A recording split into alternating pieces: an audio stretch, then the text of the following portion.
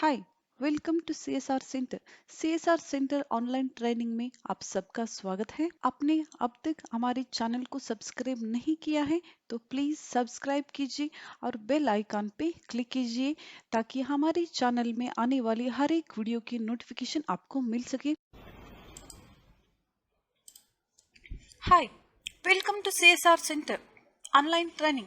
Last class में हमने सीखा था पेमेंट और रिसिप्ट की एंट्री कैसे करनी है। आज हम सीखेंगे कॉन्ट्रा एंट्री और जर्नल एंट्री क्या होती है और उसकी एंट्री कैसे करनी है, आज हम सीखेंगे।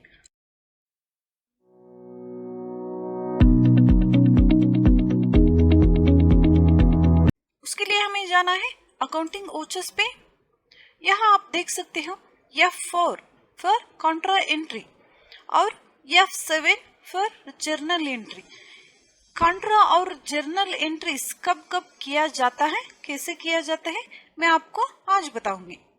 कॉन्ट्रा एंट्रीज करने के लिए हमें कीबोर्ड से दबाना है F4 फंक्शन की, नहीं तो आप यहाँ क्लिक कर सकते हो। मैं यहाँ क्लिक कर रही हूँ। कॉन्ट्रा एंट्री का ऑप्शन अब आ गया है। एंट्री करने से पहले मैं आपको बता दूं कॉन्ट्रा एंट्रीज क्या होती है, कब कब हमें कॉन्ट्रा एंट्री करना चाहिए। पहला ऑप्शन है बैंक टू कैश एंट्री। इसका मतलब है बैंक से आप कैश में विथड्रॉ कर रहे हैं कुछ रुपये, तब वो एंट्री आती है कॉन्ट्रा में। और दूसरा एंट्री आती है बैंक टू बैंक ट्रांसफर। आपकी कंपनी का करंट अकाउंट बैंक है, कंपनी का ओनर का अकाउंट है, एक बैंक से दूसरे बैंक में अगर आप ऑनलाइन ट्रांसफर कर रहे हो तब भी वो एंट्री आती है कॉन्ट्रा में। और तीसरा कैश टू बैंक एंट्री। इसका मतलब कैश आप बैंक में डिपॉजिट कर रहे हो तब भी वो एंट्री हमें करनी है कॉन्ट्रा में। और चौथा है कैश टू कैश एंट्री। मतलब कंपनी में मैंने बोला है हर साल कुछ पैसे कैश में रखते हैं, इसीलिए काफी एक्सपेंस हो या टी एक्सपेंस, वाटर बिल 300 रुपया या 400 रुपये, उसके लिए हम चेक या डीडी नहीं देते हैं, उसका पेमेंट हम कैश में करते हैं, उसकी एंट्री हम ओचर में करते हैं। तब कैश टू कैश होता है। कंपनी के लिए जो कैश रखा था 50,000 या 1,00,000 रुपए, वो खत्म हो गया है। और कैश के लिए बैंक से विथड्रॉ कर सकते हो आप, या ओनर अपने हाथ से कंपनी के कैश के लिए कुछ पैसे देता है, वो entry cash to cash entry, ये भी कॉन्ट्रा में होती है। पहला एंट्री आते हैं बैंक टू कैश विथड्रॉ करना, दूसरा एंट्री आते हैं बैंक टू बैंक ट्रांसफर, तीसरा एंट्री आती है कैश को बैंक में डिपॉजिट करना, चौथा एंट्री आता है कैश टू कैश एंट्री। इस तरह की 4 एंट्रीज को हम कॉन्ट्रा में करते हैं। चलिए एक एक करके सीख लेते हैं। पहला यहाँ हम एंट्री करेंगे बैंक टू कैश। हम बैंक से पैसा विथड्रॉ कर रहे हैं कैश में। पहले हमें सिलेक्ट करना है कहाँ हम पैसे ले रहे हैं। हम कैश में पैसे ले रहे हैं, जो कंपनी का कैश है उसको हम ऐड कर रहे हैं, पैसे विथड्रॉ कर रहे हैं, इसीलिए हमें यहाँ कैश सिलेक्ट करना है, एंटर करना है। आप यहाँ देख लीजिए हमारे पास ऑलरेडी कैश में 50,000 रुपीज है। अब हमें नीचे सिलेक्ट करना है कहाँ से हम विथड्रॉ कर रहे हैं या कहाँ से हम पैसे ले रहे हैं कैश के लिए। कैनरा बैंक हमें सिलेक्ट करना है और कितना पैसे आप विथड्रॉ कर रहे हो बैंक से, 5,000 रुपीज मैं यहाँ विथड्रॉ कर रही हूँ।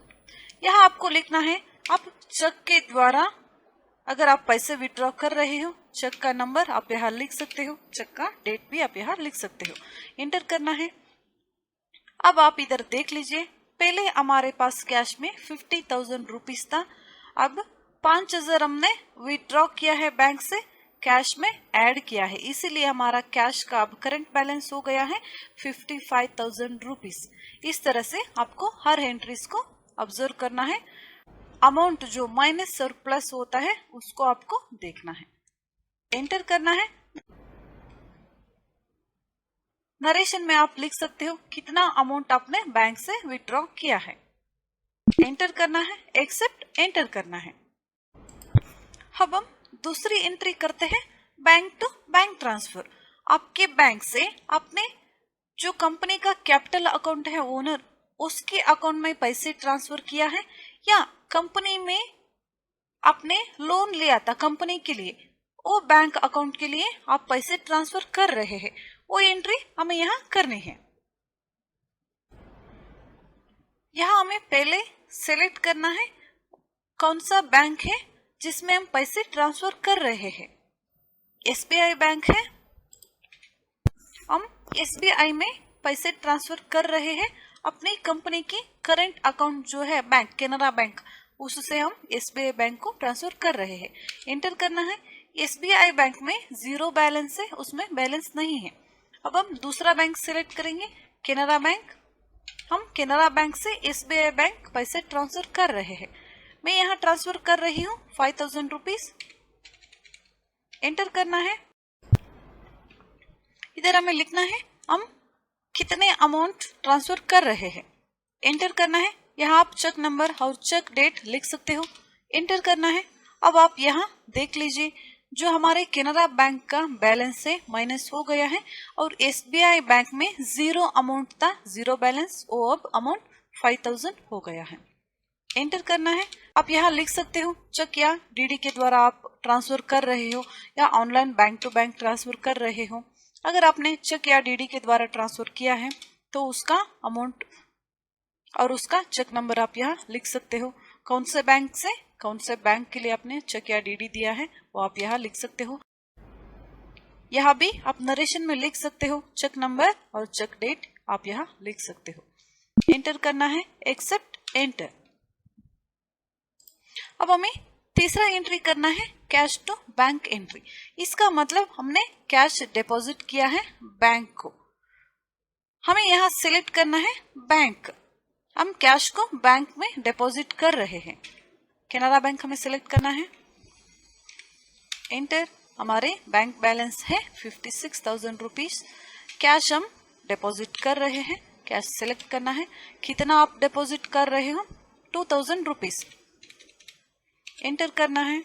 आप यहाँ देख लीजिए बैंक का बैलेंस 2000 बढ़ गया है और हमारे कैश में जो 55,000 रुपीज था वो 2000 माइनस हो गया है और 53,000 रुपीज बच गया है। एंटर करना है। यहाँ कैश हम डिपॉजिट कर रहे हैं बैंक में 2000 रुपीज। एंटर करना है। यहाँ हमें लिखना है 2000 रुपीज का नोट कितना है या 1000 रुपीज का नोट कितना है, 500 रुपीज का नोट, 200 रुपीज का note, 100 rupees, 50 rupees, 20 rupees, 10 rupees, 5। अगर आपके पास कॉइन है, कॉइन आप डिपॉजिट कर रहे हो तो आप यहाँ लिख सकते हो।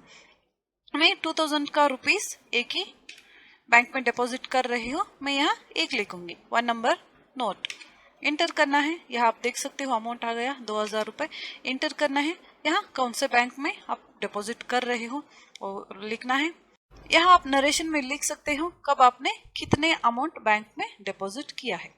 एंटर करना है। एक्सेप्ट करना है। यहाँ कंप्लीट होती है हमारे काउंट्रा एंट्रीज। नेक्स्ट हम करेंगे जर्नल एंट्री। जर्नल एंट्री करने से पहले हमें ये जान लेना है जर्नल एंट्रीज का मतलब क्या होते हैं, हम कब जर्नल एंट्री करते हैं। हर कंपनी में परचेस और सेल्स होते हैं। परचेस और सेल्स की एंट्री हम परचेस और सेल्स में करते हैं।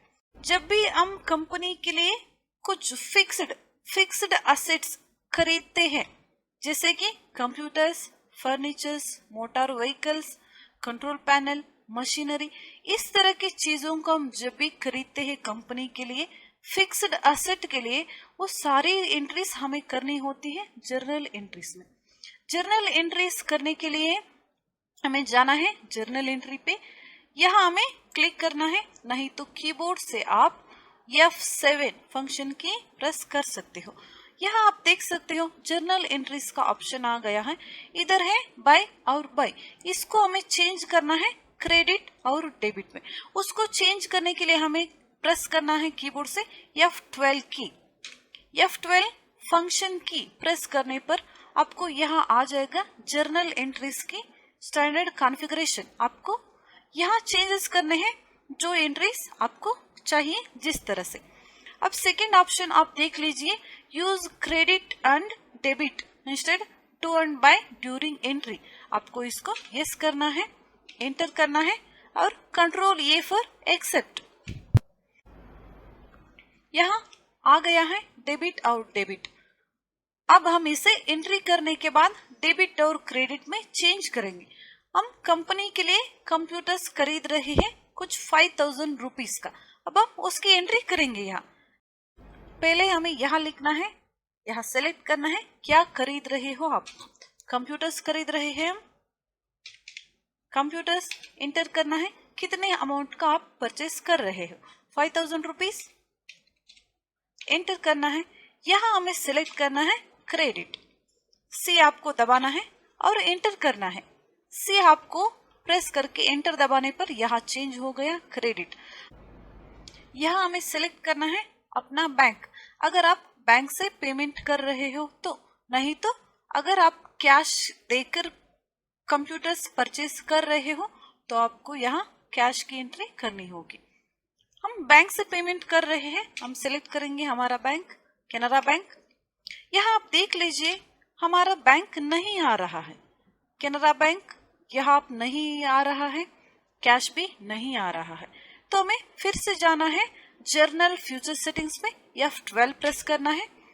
यहाँ आप देख लीजिए allow cash accounts in journal ओचेस पे नो है, आपको यहाँ यस करना है। Allow cash accounts in journal ओचेस यस और एंटर।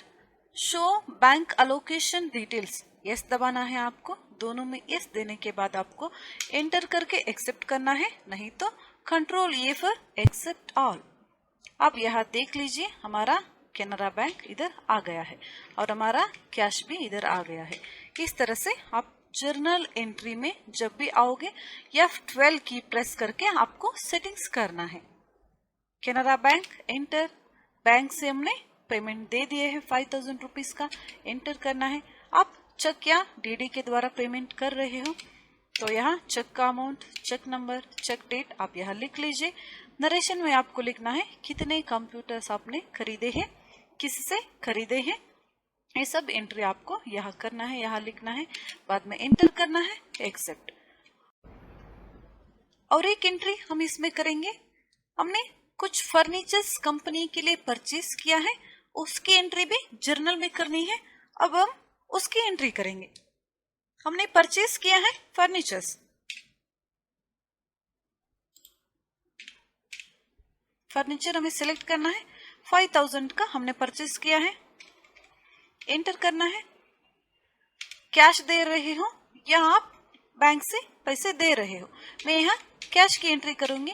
कैश से हम 5000 रुपीज दे रहे हैं फर्नीचर्स खरीदने के लिए, एंटर करना है। यहाँ नरेशन में आपको लिखना है अपने फर्नीचर्स में क्या खरीदा, चेयर हो सकता है या टेबल हो सकता है, स्टूल या कुछ आप यहाँ लिख सकते हो, बाद में एंटर करना है, एक्सेप्ट करना है। अब हमने सारे एंट्री सीख लिया है, परचेस एंट्री और sales entry, payment, receipt, credit note, debit note, contra और जर्नल एंट्री। सारे एंट्रीज हम सीखने के बाद हम और एंट्रीज सीखेंगे। कुछ ओचर्स एंट्रीज से वो मैं आपको बताऊंगी नेक्स्ट क्लास में।